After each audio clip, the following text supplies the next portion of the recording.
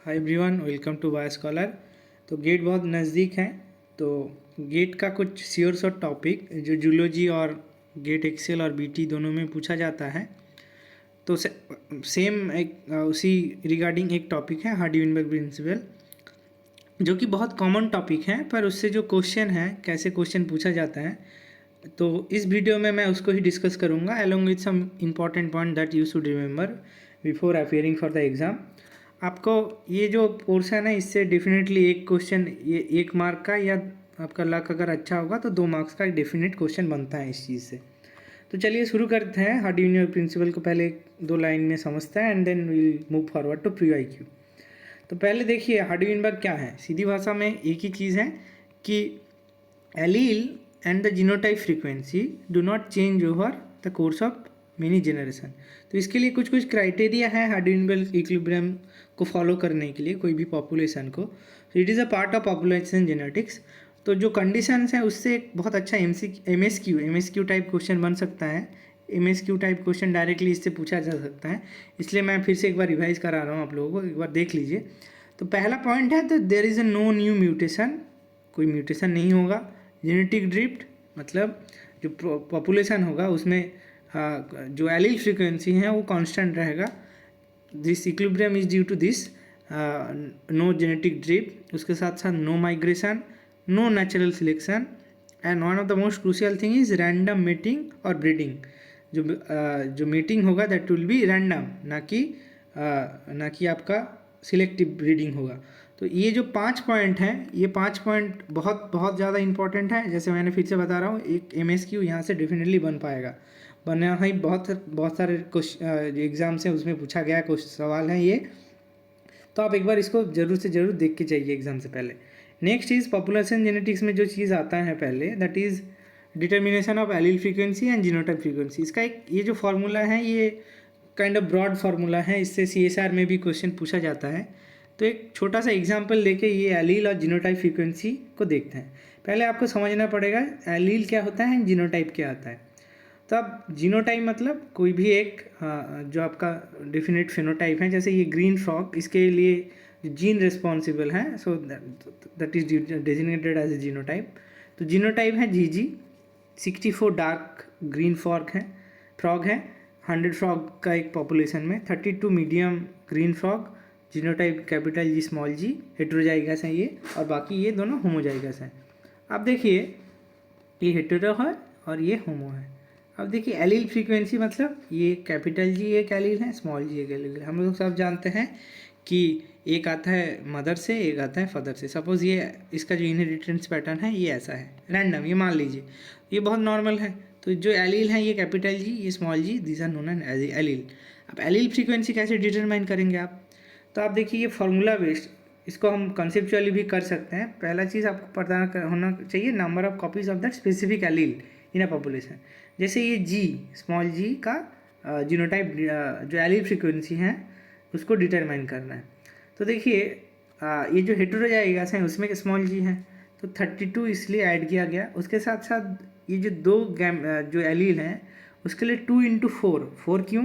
4 light green frog है, इसलिए ये 2 × 4 किया गया है। और टोटल नंबर जैसे 2 × 64 क्यों?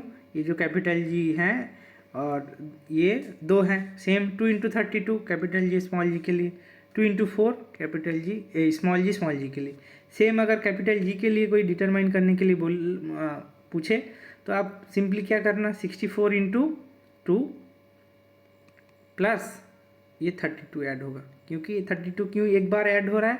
क्योंकि एक हेटेरोजाइगस, जो हेटेरोजाइगस हैं, हेटेरोजाइगस कंडीशन में इसने एक कैपिटल G और एक स्मॉल g है, तो एक कैपिटल G के लिए खाली 32 ऐड होगा। अगर सेम चीज़ स्मॉल g में आप देखें, ये भी यहाँ पे 32 इसलिए ऐड हो रहा था, तो ये सेम जो फैक्टर है ये नीचे आ जाएगा।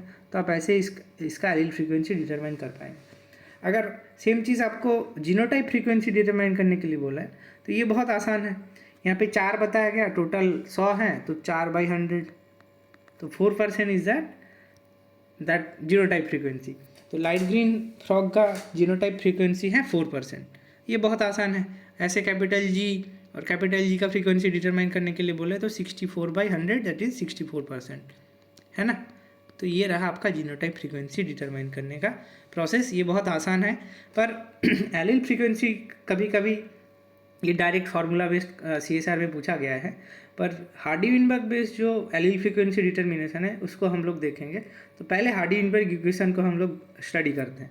देखिए यहाँ पे P एंड Q क्या होता है, this are the variable P and this are the variable Q, जहाँ पे ये जो allele frequency of G is designated by Q। So suppose for example P अगर 0.8 हो तो Q मस्ट बी 0.2, क्यों, इसका जो समेशन होगा, तो this P and Q will be equal to 1। तो सेम चीज़ वही, in other word, if the allele frequency is 80%, द remaining 20% of allele must be G। ये रहा आपका कंसेप्ट। सब लोग जानते हैं same P² plus 2PQ plus Q² is equal to 1 होता है।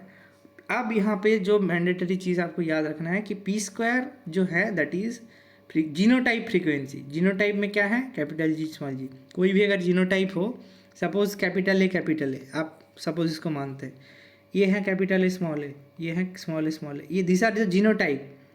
अगर एलील बताए capital A are the 2 allele, तो ये जीनोटाइप 3 है, एलील 2 हैं, ये कंफ्यूज मत होइए। तो जो P² है it is the genotype frequency. Same उसी तरह Q² जो है it is the genotype frequency of the recessive allele, अगर रिसेसिव कैरेक्टर का।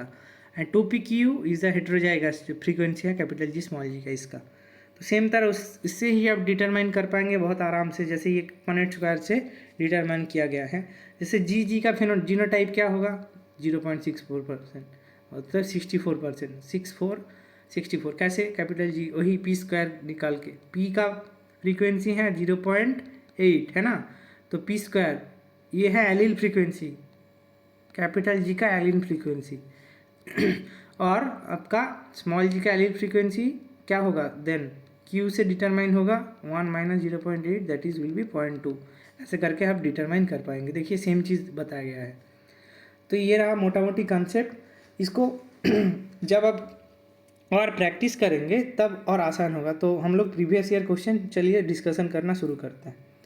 अब इसमें देखिए पहला जो टॉपिक है, पहला क्वेश्चन 2019 में पूछा गया था, बहुत आसान है। देखिए यहाँ पे देखिए बताया गया कि जो आपका रिसेसिव जीनोटाइप है दैट इज़ ए, उसका फ्रीक्वेंसी बताया गया 36% है ना।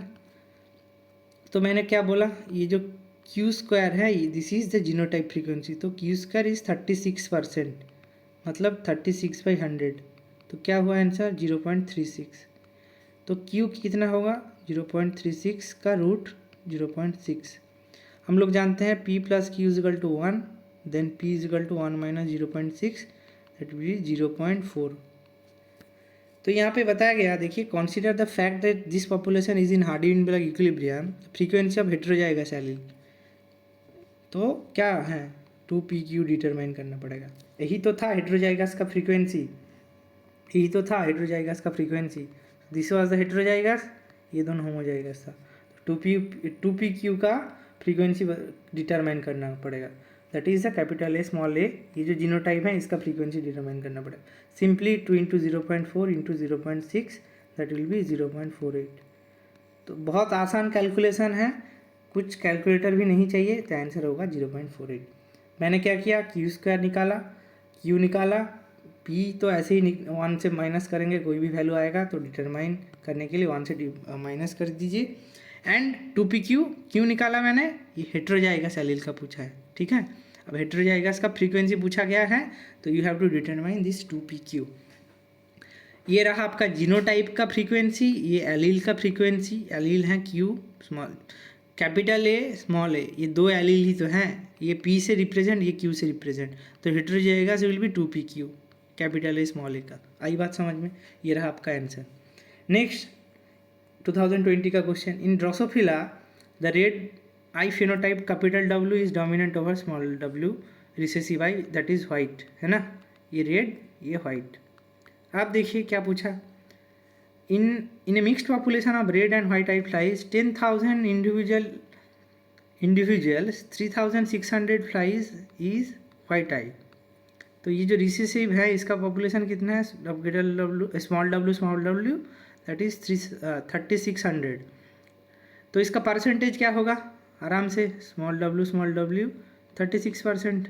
ये जीनोटाइप हैं,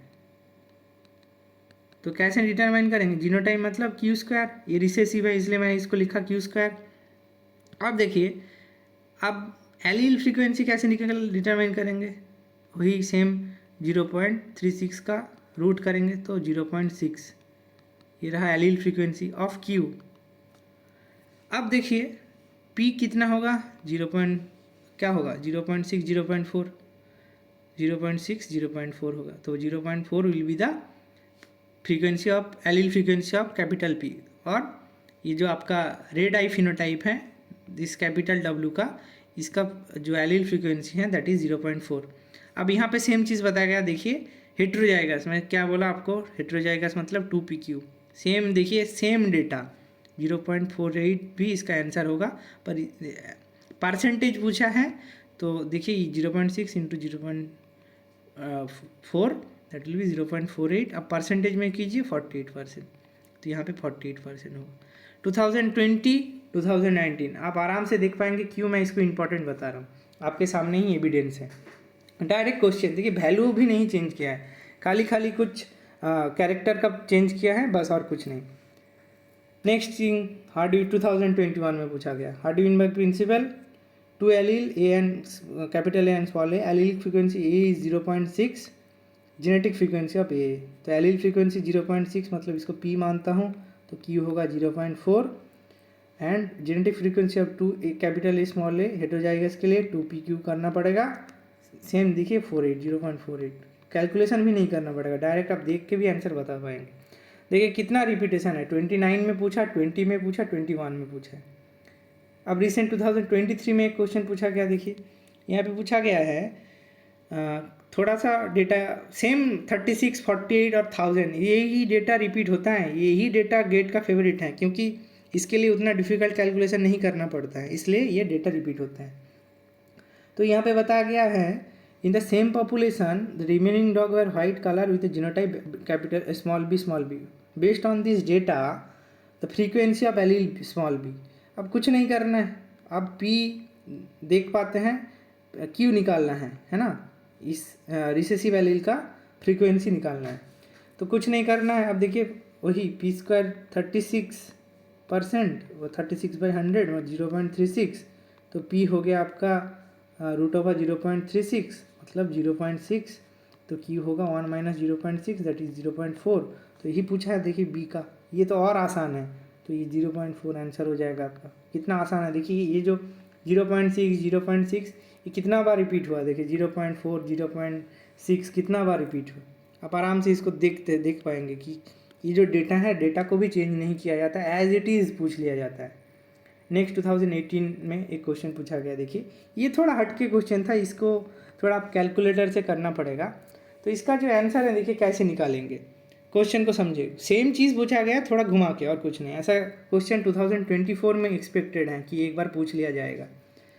तो in a population which is in Hardy-Newell equilibrium, the frequency of occurrence of a disorder caused by a recessive allele Q is 1 in 1100।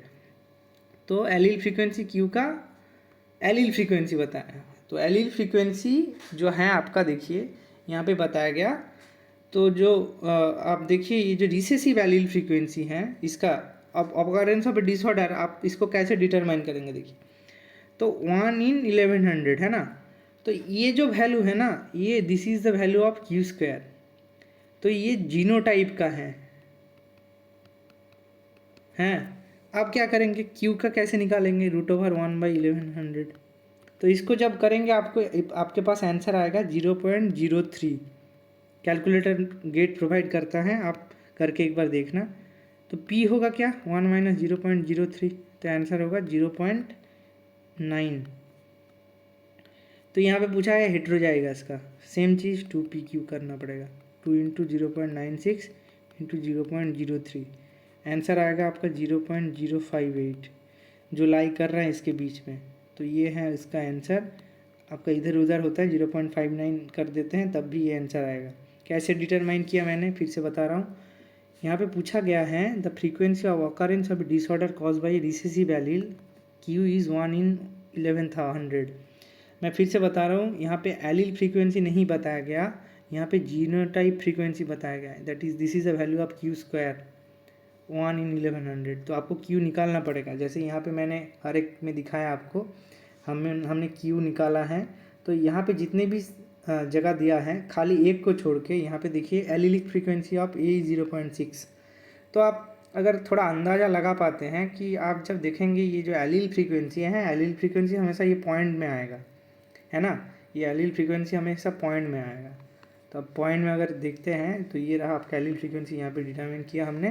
तो ऐसे करके डिटरमाइन करते हैं। नेक्स्ट 2017 में क्वेश्चन पूछा था, देखिए the frequency of recessive genotype of certain trait is 0.09। बहुत बढ़िया। अब 0.09 बताया गया है यहाँ पे। तो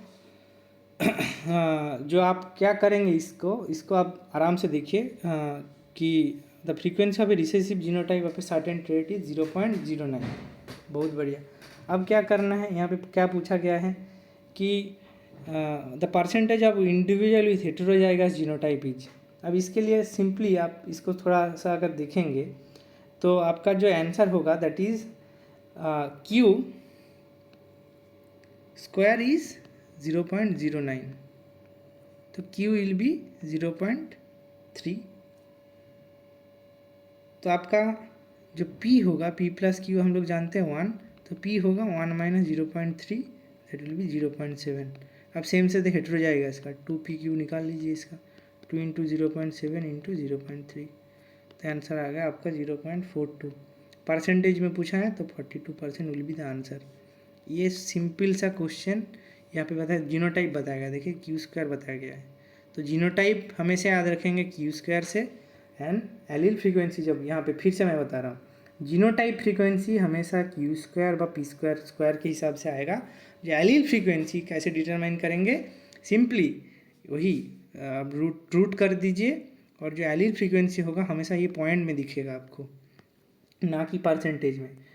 और जो जीनोटाइप का फ्रीक्वेंसी है वो ऐसे दिख रहा है 0.4664, 0.04, 2 डेसिमल तक।